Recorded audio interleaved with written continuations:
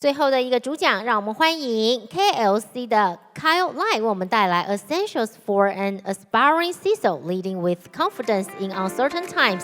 Last but not the least, ladies and gentlemen, please welcome Mr. Kyle Lai, the President and the CISO of KLC Consulting CMMC Consultant, to deliver his speech. Welcome. Hi, 大家好. Thank you, everyone. It's an honor to be here. So I have been a CISO for 2 large organizations. When I was a CISO, in my last role as a CISO,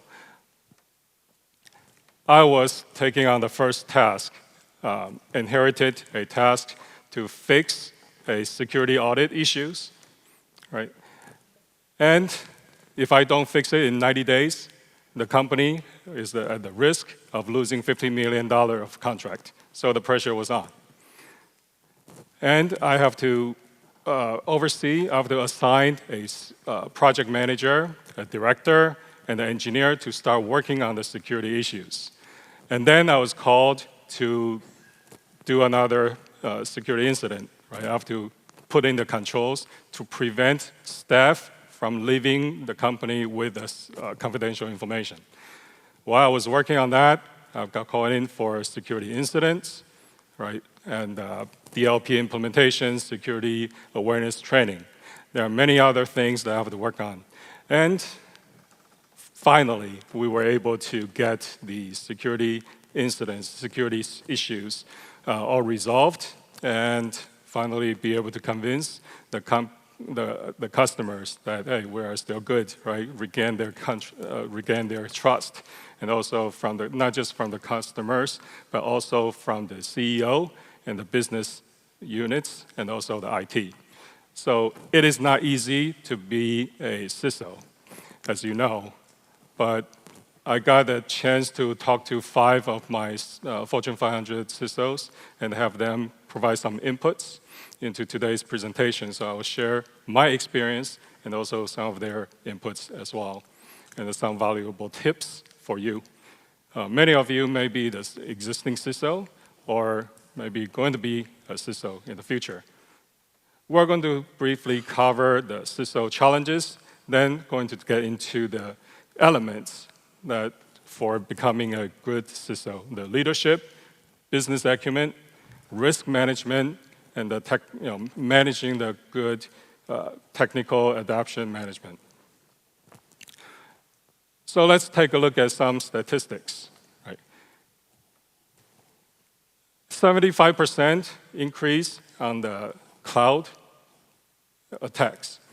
There are 39% of the companies that are already training employees to better understand the generative AI, right, the threats.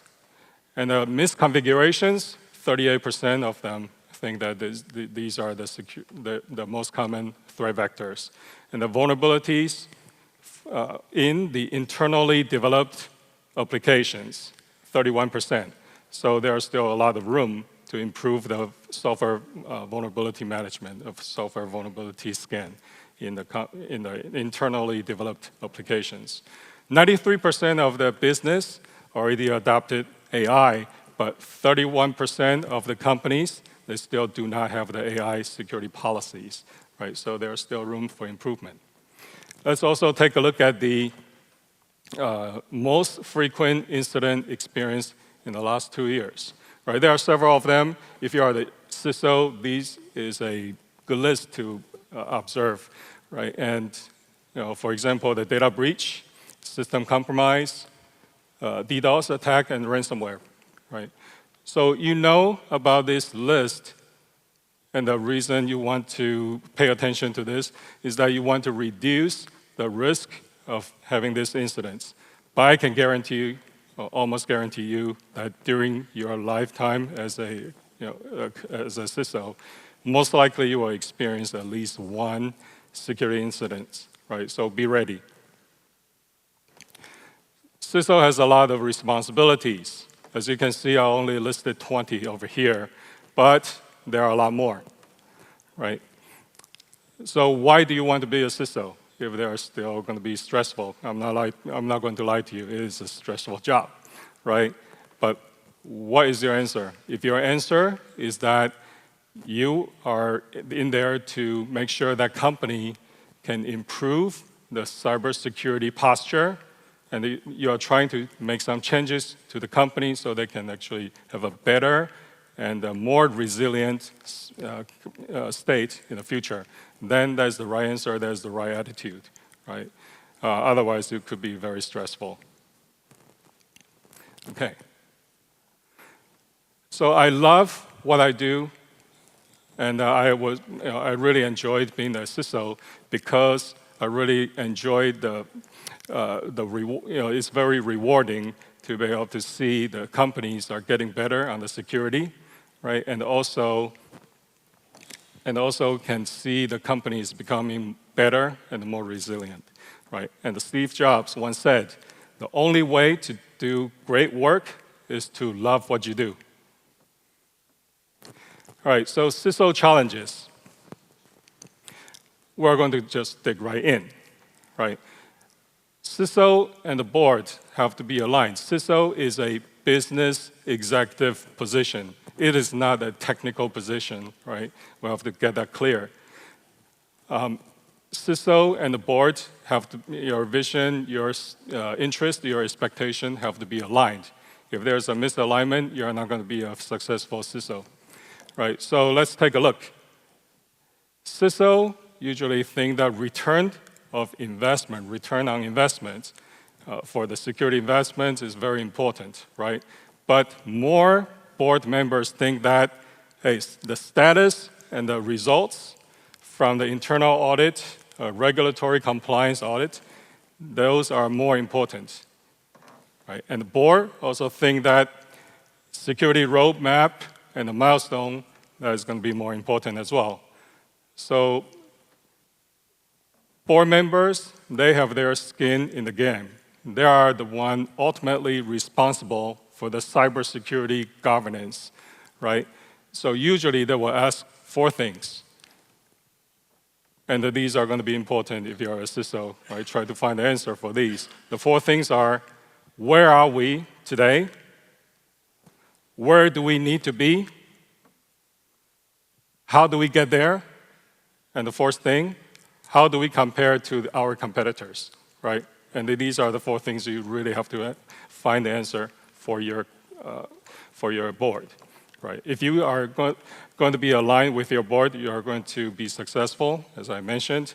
Usually, CISO reports to the CIO. They don't report directly to the CEO or the board, right? So you really have to find out what is the board's expectation and the interest from your CISO, or just find out, make sure that your vision, your interests are going to be aligned. And you probably know the government authorities and the regulations, now they are putting a lot of pressure to the business to assign somebody as a CISO, right? Somebody, security executive, to take on the responsibility of cybersecurity, right? I know in Taiwan, there is a critical infrastructure and the banking. There are some regulations there. In the US as well, I'm actually based in the US. I'm from Houston, around Houston, Texas. So what does the company do right now? Company, they probably scramble. And now they're just finding that, hey, you know computer, right? And you are a network administrator or IT administrator. You are it. You are going to become a CISO. So I have been a penetration tester, right? Back in 2001, I came from the very technical background. And I know for the fact that if I'm actually getting put into the cybersecurity roles as a CISO, without some business training, it's going to be very stressful. And if I don't get any help, it's very unlikely I can be successful, right? So you have to know the business operation. What do I mean by know your business operation? You really have to dig in to understand how your company make money. What kind of product or services do they sell, right? It is very important to know that, right? And also, more important, who are your customers? How do you communicate with your customers? What kind of information do you send to your customers and the suppliers? Who are your suppliers? These are the information that you need to know. If you have these basic understanding of how the business works within your organization, then you can build a security program that is more aligned with your business, right? And you have to build, if you are newer CISOs, you have to build strong relationships with the key executives within your organization. And what do I mean by that? Who are these key security executives? The first one is the legal, right? General counsel. You have to make friends with them because there are a lot of regulations out there. And it's not possible for you to figure them out by yourself. You need their help. And you usually want to work with them to have them help you sort through the regulations and the requirements, right? And also HR, the human resources, right? Human resources department, you want to work with them because if you are trying to push out some of the new policies and the security awareness training, you really need to have the HR help you disseminate these policies and the training to the employees. And also CFO, the Chief Financial Officer. Be friends with them because they usually help approve the budgets, right? They understand the budgets, the financials of all the business units, right? So they understand how the business actually works within the company. So be friend with them, be friend with the CFO. The CFO will be able to kind of give you a guidance in terms of how the business runs. And also, when the budget times, you usually be able to get some input from the CFO, be able to give you some hints about how much the budget you could request, right? And also, every business, critical business units, right? The head of the critical business units, you need to make friends with them. And why is that? Because you have to understand their business. And be friend with them because a lot of times when there are new technologies they are trying to acquire, work with them.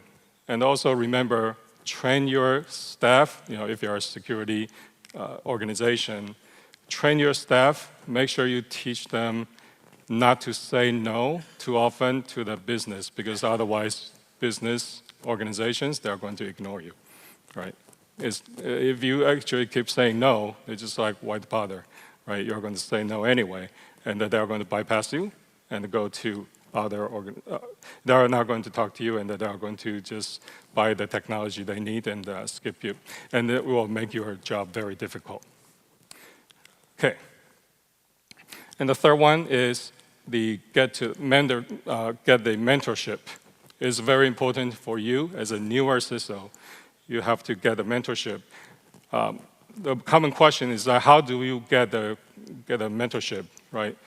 If I have a question, if I have a problem on the cybersecurity issues or just being a CISO, there are going to be some issues I haven't seen, I haven't dealt with before. What do I do with these challenges? It's easy to actually contact somebody from the CISO community, reach out to your CISO community. CISOs is not a big community, and usually CISOs, they're very friendly, they always try to help other CISOs. So just reach out to other CISOs, right? And also your staff, they're also very interested in learning and grow in their career. So develop a mentorship for your staff as well, because they are all very willing to learn, help them grow. And the fourth thing is develop the culture. This one is a little bit tricky. It's not easy. I can share my story. When I was at the Department of Defense, I have to oversee there are 7 people reported to me, right? And 7 people, they all, based on the DoD, Department of Defense mandate, all these 7 people must get Security Plus certification within 90 days. If they could not get the certification, they'll be let go, they'll be terminated. So I have to really push them to get the certification within 90 days. Some of them are, it is a little bit more difficult for some people. So I have to take some weekends to help them study, to review some of the materials, just help them understand the material. At the end, all of them passed their Security Plus certification, right, within the time limit, within 90 days. So throughout that exercise, I think we built a great culture of learning, and we have built a great working relationship, everybody getting closer, and that we were able to trust each other more, right? I thought that was actually a great exercise for building the learning, culture of learning and the culture of trust within the organization. Okay, I myself was an electrical engineering major, right? So these financial terms is very foreign to me, right?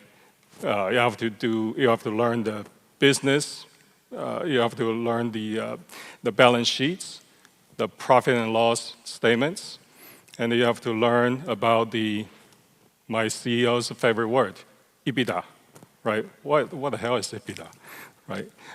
So it's not even a word, it's like a bunch of words, right? Earning before interest, tax, depreciation, and amortization, right? So there are just so many things that you have to know. However, remember I mentioned, CISO is a business executive position. You have to know the financial terms in order for you to be successful. And CISO, they are treated as an officer. However, CISOs, they are not being invited to the boardroom. Why is that? Because in the boardroom, they'll talk about business, and a lot of them are going to be financial discussions. There are going to be some terminologies that are not going to be familiar with a CISO if they are not very comfortable with the financial terminologies. So I think with all the regulations out there, it is getting close for the CISOs to be invited to the boardroom. However, just prepare yourself. If you are not familiar with the financial terminologies, get some training, because if you are not familiar with these terminologies or doesn't have the financial knowledge, you won't be able to get invited to the boardroom. Communicate in non-technical terms. This is going to be very important. Just when you talk to the business people, no technical jargons, straight to the point, especially in the boardroom. You only have a few minutes to talk, right? Just get to the point. And then know where you are. This is what we just talked about. To make sure, I want to emphasize again, because this is very important, right? To know where you are, where you need to be, and also how you are going to get there, and how do you compare to your competitors, right? Make sure you have all these answers. Risk management is very important, right? So legal, remember working with legal to find out the regulations that are impacting the cybersecurity. Establish a cybersecurity framework. If you already have ISO 27001 certification, ISO 27001 certification, if you are following ISO 27001, I think it's okay.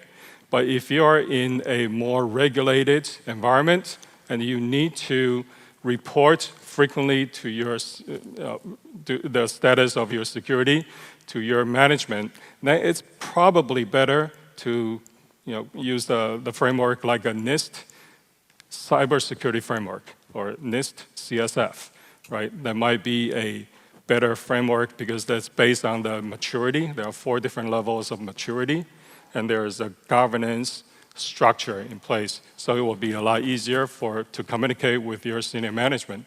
This is where we are with the maturity, right? Maybe it's a maturity tier 1, but we need to get to tier 3, and this is how long we're going to get there. This is how we're going to get there, okay? And have a detailed incident response plan, right? Make sure you have a plan. Make sure the plan is tested so it's working, right? Include the software security and include the supply chain. Take that into consideration when you're putting together the incident response plan. Also, ransomware is getting crazy, right? I know in the US or everywhere around the world, there are a lot of ransomware attacks, right? So make sure you have the ransomware specifically in your incident response plan. For example, if you get attacked by ransomware, not saying that you will, but just in case, right? If you get attacked by ransomware, then who is going to decide if you are going to pay or not? What is your policy to pay or not, right? If you decide to pay, who is going to make that decision to pay? All right, so if you say we're going to pay, who is going to pay for that ransom, right? Where is the Bitcoin going to come from, right? So you have to have this type of planning in place, right? Supply chain risk management, it is very important to have understanding in terms of who your suppliers are, and also how they are impacting your organization, right? At least understanding the confidentiality, what type of information are you exchanging with the suppliers, right? And also the availability. Can you afford to have your suppliers down for like a week, right? Or is your suppliers have to be up all the time, right? 24/7. So these are going to be some information that you really have to dig in to make sure that you understand the supplier's impact to your organization, right? So you can prioritize. There are going to be some critical partners that you cannot live without, right? Make sure you send people to visit them and understand how they are doing with their security. When I was doing the supply chain management, we actually have to go on site for some of the mission critical suppliers. Okay, so regulatory compliance for the more critical, it is getting critical for the regulatory compliance. So about 90% of these companies, they'll train the security team on the legal and the compliance, right? And also having the security team take on some compliance responsibilities. And also training the legal and the compliance team on the cybersecurity skills as well. All right, generative AI is very exciting, right? Very fascinating, yeah. Every time you turn, just a couple days later, every other couple days, you can see the AI just going to explore. There some brand new news, some exciting news about AI, right? However, you may be blindsided by the risk if you don't pay attention to the safety, security, and trustworthiness risk, right? EU, as you know, you probably know, EU, they have AI Act.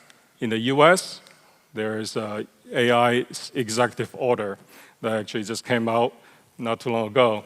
But you have to understand that these AI, there is a lot of risk, right? So it's reasonable to expect that there are going to be new regulations coming to actually address some of the cybersecurity issues. And intellectual property infringement, because for example, like ChatGPT, they are consuming a lot of information. Some of these information might be licensed or copyrighted. You probably hear there are some lawsuits that's going on, right, against the ChatGPT on the copyrighted material. So if you are consuming this material for your business, just make sure that you have that, make sure you understand that it could be the risk for you as well. All right, so how do we manage the technology adaptation? I know the AI, for example, the technology is going to change very, very fast, right? And there are other technology advancements that are just like, it's going on super, super fast, right? How do you know what is coming to your organization? You really have to work closely with the business. Your business is going to have some ideas on what technology they are going to bring in. especially on AI, they are going to be creative. Hey, if we are doing this manually, we are going to save 50 or we are going to cut 20 or 30 people because we can automate this. They probably are already thinking about some technologies they want to bring into the organization. So work with your business and make sure that you let them know, involve cybersecurity as early as possible. You don't want to get involved after they bring in the technology because it's going to be a little bit difficult for you to identify what kind of risk, or you are going to lose that the edge to negotiate with the vendor that developed that technology, right? You want to identify the risk and the cybersecurity risk and the vulnerabilities as early as possible. How do you identify the risk and what vendors are going to be able to provide the solutions to address the new risks? So come to security conferences like CyberSec is one of the solutions, right? You are able to talk to all the vendors, right, and about their security challenges they're working on, and also the new solution they're developing. The other thing, what I usually like, is to talk to the cybersecurity venture capital firms, right? Talk to them because they are the ones that making investments to the startups. They understand which area, or they have done research, which areas are have the challenges. The companies are going to have the challenges. So they are investing in certain startup companies to work on specific solutions for these challenges. So when you talk to the VC firms, the venture capital firms, you'll be able to learn about some of the new challenges they're facing, the companies are facing, and the solutions they're trying to solve. Okay. So CISOs, accountability and the responsibility, is very, very unfortunate, right? Because we actually hear that Security Exchange Commission, the SEC in the US, they actually filed a lawsuit against Tim Brown of SolarWinds, right? So that make people worry. But CISO obviously is going to be responsible for it and also accountable for the security incidents. Yeah, it's just a fact. It is. However, we can also see that the regulations are going to come down to, there are going to be more regulations for CISO, just like Sarbanes-Oxley for CFOs, right? The Sarbanes-Oxley actually came out after the scandal, Enron scandal in the early 2000s, right? And Sarbanes-Oxley is to prevent CFOs from falsifying the financial records, right? Similar things we believe we'll see for CISOs. So how do you actually protect CISOs? If I'm a CISO, I will not join the company unless they give me a director and the officer insurance. Give me some protection. Because the last thing you need is to have always something hanging behind your head, behind your mind. It's like, am I supposed to do this? If I do this, am I going to get in trouble, right? But ask for DNO, the director and the officer insurance, because that's going to be very important. Ask for your company to protect the CISOs. And I know it's going to be a lot of challenge. However, if you are a CISO or going to be a CISO, you are going to be the guiding light. You are going to be the compass in the midst of the cybersecurity chaos. So let's all work together and make it a better, more secure, and a more resilient future. Yeah, thank you. Thank you, Mr. Lai, for your wonderful speech. Thank you so much.